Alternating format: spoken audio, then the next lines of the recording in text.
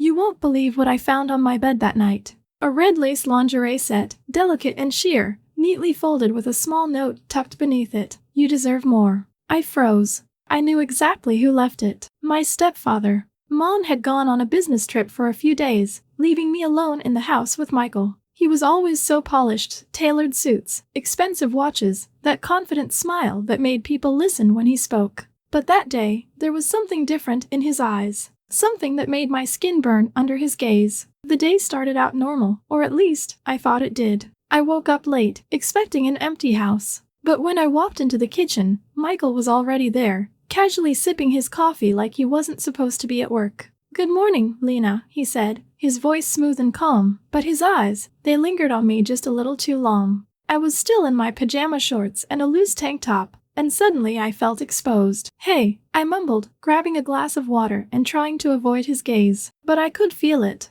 I could feel him watching me, and it sent a strange shiver down my spine. "I thought we could have dinner tonight," he said suddenly, setting his cup down. "Just the two of us, since your mom's away, and I'm sure you're bored." It sounded innocent enough, but the way he said it, the way his eyes traced the curve of my shoulder, made my heart race. I should have said no, but instead, I just nodded. "Sure," I said, pretending to be casual. But deep down, I knew something was off. That evening, I stood in front of my mirror, second-guessing everything. Why was I even putting in this much effort? It was just dinner with Michael. But still, I found myself slipping into a dress that hugged my curves, something I knew my mom wouldn't approve of, something he might notice. When I walked downstairs, his reaction was immediate. His eyes darkened, and for a second, I could swear his jaw clenched. "You look beautiful," he murmured, his voice lower than usual. I forced a smile, trying to ignore the flutter in my chest. "It's just dinner," I reminded myself. But as we stepped out the door,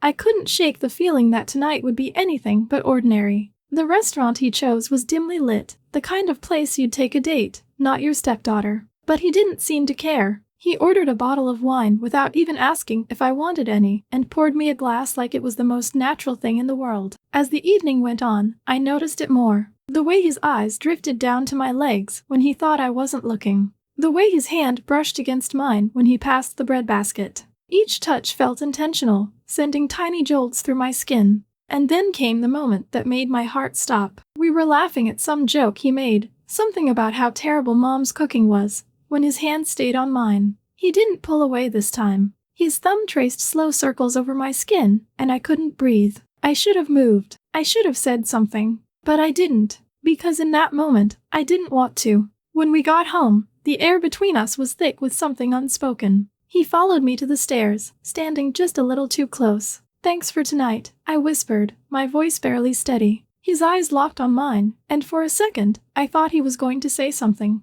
But instead, he just smiled, that same confident smile, and turned away. I went to my room, trying to shake off the tension. But when I opened my door, there it was, the red lace lingerie, lying on my bed like it belonged there. The note was simple, but it sent my mind into overdrive. "You deserve more." My breath caught in my throat. I stared at it, my heart pounding so loud I could hear it in my ears. He knew I'd find it. He wanted me to. And when I stepped out of my room, clutching that box in my hands, he was waiting at the bottom of the stairs. His eyes met mine, calm and steady, like he was daring me to say something. But I couldn't, because deep down, I knew this was just the beginning. The next morning, I woke up with a strange feeling. The sunlight seeped through the curtains, but my eyes immediately found the red lace lingerie still lying on my bed, as if it had been waiting for me all night. I should have hidden it. I should have pretended none of this ever happened. But instead, I picked it up, feeling the delicate fabric between my fingers. My heart pounded, and without thinking twice, I slipped it on. The lace hugged my skin, soft and light, but impossible to ignore. I threw on a loose dress over it, hoping it would hide the way my body suddenly felt different. But deep down, I knew, if he saw me, he would know. When I went downstairs, he was already in the kitchen. Michael stood there, sipping his coffee like it was just another ordinary morning. But the second he saw me, his eyes darkened, locking onto me like he could see through the dress. I felt his gaze burn into my skin, trailing slowly down my body. He knew. I could see it in the way his lips curved into that slight, knowing smile. "Morning, Lina," he said, his voice calm, as if nothing was out of the ordinary. I tried to act normal, pouring myself a glass of water, but my hands trembled slightly. I could feel the tension, thick and heavy, wrapping around us like a rope pulled too tight. After a long, heavy silence, he spoke again. "We're going to the lake today," he said, his voice casual, like it was no big deal. "The weather's perfect." I hesitated for a second, my mind scrambling for an excuse, but before I could say anything, he was already grabbing his keys, like it was a done deal. "Come on," he said, flashing that confident smile. "It'll be fun." The drive to the lake was quiet, but not the comfortable kind of quiet. The warm air from the open window didn't do anything to cool the heat rising in my chest. Every so often, I could feel his eyes flicking toward me, lingering just a little too long on my legs. When we arrived, the lake was almost empty. A few people were scattered far off, but for the most part, we were alone. He pulled into a secluded spot, turned off the car, and looked at me for a second longer than necessary before getting out. Michael grabbed a blanket from the back seat and motioned for me to follow him down to the water's edge. We found a quiet, hidden spot far from everyone else, and he spread out the blanket, sitting down with that same easy confidence. I sat beside him, pulling my knees to my chest, but the silence between us wasn't peaceful. It was charged, like the air before a storm. I could feel his gaze on me, even when I wasn't looking. Then he spoke. "You should go for a swim," he said, his voice low, almost teasing. I shook my head, laughing nervously. I didn't bring a swimsuit. He didn't miss a beat. That's never stopped anyone. I felt my skin flush, but I forced a smile, pretending it was just a joke. But the way he looked at me, the way his eyes dragged slowly down my body, told me otherwise. "You look confident today, Lina," he added, his voice softer now, but somehow heavier, like there was more meaning beneath the words. My heart pounded harder. I knew we were playing a dangerous game. I knew this wasn't just some innocent day at the lake. But I couldn't stop. The rest of the afternoon passed in a blur. We didn't talk much, but every glance, every accidental brush of his hand against mine felt like it was building towards something neither of us wanted to admit. When it was time to leave, the silence in the car felt heavier than before. My mind was racing, but I couldn't bring myself to say anything. Every stolen glance he gave me on the drive home made my heart beat faster. When we finally pulled into the driveway, he turned off the engine but didn't move. For a moment, we just sat there, the tension thick and unspoken. "Thanks for coming today," he said finally, his voice quieter, rougher. I nodded, my throat dry. I grabbed my bag and rushed inside, my heart pounding louder with every step. But when we got home, he didn't say anything else. He just gave me that same look, the one that said everything without a single word. The next morning felt like any other, but I knew better. Something had shifted between us. It wasn't just in his eyes, it was in the way he moved around me, like he owned the space between us. His glances were bolder now, his touches more frequent, each one lingering a second longer than they should. I tried to act like nothing was different. I tried to convince myself that maybe I was imagining it all. But deep down, I knew the truth. The day dragged on. I stayed in my room most of the time, pretending to study, but my mind wasn't on the books. I could hear him moving around downstairs, his footsteps in the kitchen, the sound of a chair scraping against the floor, the faint hum of his voice when he talked on the phone. Every sound made my heart race. When evening rolled around, I finally came out, hoping the tension would have faded with the daylight. But it hadn't. He was in the living room, sprawled out on the couch, flipping through channels like nothing was out of the ordinary. But when I walked past, his eyes followed me, tracing every inch of me like he was memorizing it. I felt his gaze on my back as I climbed the stairs, but I didn't dare turn around. Later that night, I heard it, the sound of the shower running. It was late, and the house was quiet, except for the steady rush of water from the bathroom down the hall. I tried to ignore it, tried to focus on anything else, but my mind was already racing. I told myself to stay in my room, to let it go. But when I stepped into the hallway to grab a glass of water, I saw it. The bathroom door was open. Not wide open, just enough to see the faint outline of his figure behind the fogged-up glass, water cascading down his back. His broad shoulders glistened under the soft light, muscles flexing as he ran his hands through his hair. I should have kept walking, but I didn't. I stood there, frozen, my heart pounding so loud I was sure he could hear it over the water. I knew I should turn around, head back to my room, and forget this ever happened. But I couldn't tear my eyes away. And that's when it hit me. He knew I was there. He left the door open on purpose. For a split second, I thought about walking in, about crossing that line completely. But before I could move, the water stopped. Panic surged through me. I turned to leave, but it was too late. The door creaked open wider, and there he was standing in the doorway, a towel slung low around his hips, water dripping from his hair onto his chest. His eyes locked on mine, and the air between us thickened, heavy with everything we weren't saying. Neither of us moved. Neither of us spoke. The tension was suffocating. Then, finally, he broke the silence. "You need something, Lina?" His voice was calm, but there was a spark in his eyes, like he already knew the answer. I opened my mouth to say something, anything, but no words came out. My throat was dry, my mind blank. Instead, I just shook my head and turned away, retreating back to my room like a coward. But even behind the closed door, my heart wouldn't stop racing. I couldn't sleep that night. Every time I closed my eyes, I saw him standing there, water dripping down his chest. The look in his eyes seared into my mind. I tossed and turned, replaying the moment over and over again, wondering what would have happened if I hadn't walked away. By morning, I was exhausted, but the adrenaline was still there, buzzing just beneath the surface. When I finally made my way downstairs, he was already in the kitchen, dressed in his usual button-down shirt and slacks, like nothing had happened. But when he looked up and our eyes met, I saw it. That same spark. The day passed in a blur. I tried to avoid him, but it was impossible. Every room I walked into, he was there. Every time I thought I had a moment to breathe, he was right behind me, close enough that I could feel his presence like a second skin. By evening, I was a mess. My nerves were shot, my thoughts tangled in a web I couldn't escape. And then it happened. I was in the kitchen, cleaning up after dinner, when I felt him behind me. I didn't have to turn around to know he was there. I could feel the heat of his body, the tension in the air pressing down on me like a weight. He didn't say anything at first, just stood there, close enough that I could feel his breath on the back of my neck. Then, in that low, smooth voice that sent shivers down my spine, he spoke. "You've been quiet today." I swallowed hard, trying to keep my hand steady as I scrubbed the same spot on the counter for the 5th time. "Just tired," I whispered, but even I didn't believe it. He didn't move, didn't say anything. The silence stretched out between us, thick and suffocating. Then, just when I thought I couldn't take it anymore, he leaned in closer, his lips barely grazing the shell of my ear. "Sweet dreams, Lina." And just like that, he was gone, leaving me standing there, my heart pounding in my chest, my mind spinning. I knew this wasn't over. The next morning felt like a reset, but I knew better. I woke up hoping the tension from the night before would have dissolved, but the second I stepped out of my room, it was still there, thick, heavy, unspoken.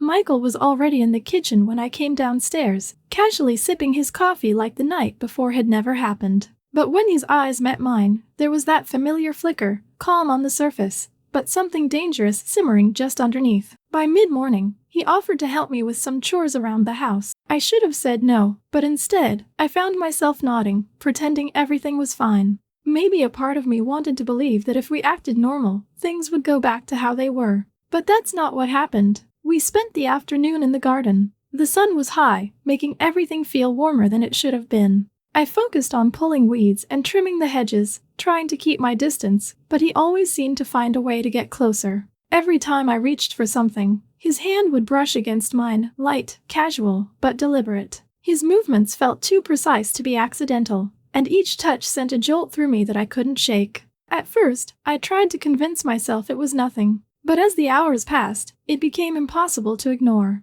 At one point, I bent down to pick up my gloves, and that's when it happened. His hand grazed my wrist, barely a touch, but enough to make me freeze. I straightened up slowly, my heart pounding in my chest, and when I looked at him, he was already watching me. "You warm, Lina?" he asked, his voice smooth and casual, but there was something else behind his words. His lips curled into a slight smile, like he knew exactly what he was doing. I didn't know what to say. My throat felt dry, my mind spinning with everything I should have done, should have said. But my body betrayed me. My skin burned where his fingers had touched, and my heart raced like I was teetering on the edge of something I couldn't control. The rest of the afternoon passed in a blur. We barely spoke, but every glance, every shift in the air between us felt like a silent conversation. When we finished, I retreated to my room, needing space, needing air. But even with the door closed, I couldn't escape the feeling of his touch lingering on my skin. That evening, after dinner, I returned to my room, hoping to finally find some peace. But the moment I opened the door, my heart stopped. There, sitting neatly on my bed, was a small bottle of perfume. The glass glistened under the soft light, delicate and expensive looking.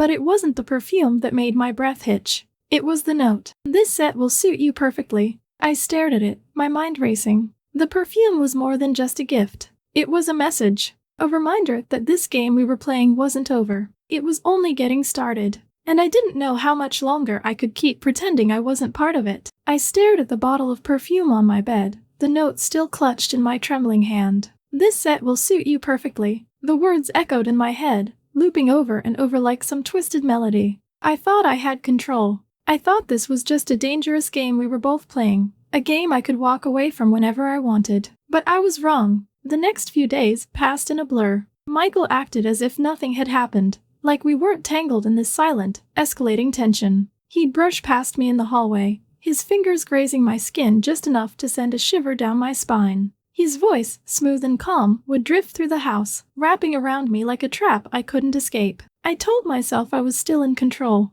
that I could stop this at any moment. But deep down, something didn't feel right. And then, one evening, everything changed. I was heading downstairs to grab a glass of water when I heard his voice. At first, I thought he was talking to himself, but then I realized he was on the phone. His tone was low, steady, but there was something different about it, something cold. I froze at the top of the stairs, straining to hear. "She's under control," he said, his voice calm, confident. "She doesn't suspect a thing. Once I get what I need, it'll be over." My blood ran cold. I felt my body go rigid, every muscle locking into place as his words sank in. "She doesn't suspect a thing. Once I get what I need." I stood there, unable to move, unable to breathe. My mind raced, trying to piece together what I'd just heard. This wasn't a game to him. It never was. He was using me. I don't remember how I made it back to my room. My heart pounded in my chest, my mind spinning out of control. Every glance, every touch, every whispered word, it was all part of some plan. I felt sick to my stomach, the weight of betrayal crashing over me like a wave. For hours, I lay in bed, staring at the ceiling, replaying everything in my head. I wanted to believe I was imagining it, that maybe I misheard him. But deep down, I knew the truth, and I knew what I had to do. The next morning, I waited until Michael left the house. Then, with trembling hands, I gathered everything, the perfume, the lingerie, the notes, and went to find my mom. She was in the kitchen, sipping her morning coffee, completely unaware of the storm about to hit her. "Mom," I started, my voice barely more than a whisper. She looked up, her eyes softening when she saw the fear in mine. "What is it, honey?" I didn't know how to say it. "How do you tell your mother that the man she loves has been manipulating her daughter? That he's been playing a sick game right under her nose?" So I didn't say anything. I just placed everything on the table in front of her. For a moment, she just stared at the items, confusion flickering in her eyes. But as she picked up the notes, reading the words scribbled in his handwriting, her face changed. Her hands clenched around the paper, her jaw tightening. When she finally looked at me, her eyes were filled with something I'd never seen before. Rage. She didn't say a word. She didn't have to. That evening, we waited. The house was silent, the air thick with anticipation. I sat on the couch, my heart racing, while Mom stood by the door, her arms crossed, the anger radiating off her in waves. When we heard his car pull into the driveway, I felt my stomach twist into knots. The front door opened, and Michael stepped inside, his usual confident smile plastered on his face. But the second he saw us, saw Mom standing there with his bags packed by the door, his expression changed. "What's going on?" he asked, his voice still trying to play it cool. Mom didn't hesitate. "You thought you were in control," she said, her voice sharp, cutting through the tension like a knife. "You thought you could manipulate my daughter, use her, and get away with it?" Michael's face paled, the confidence draining from his eyes. For the first time, he looked vulnerable, exposed. "Wait, I can explain."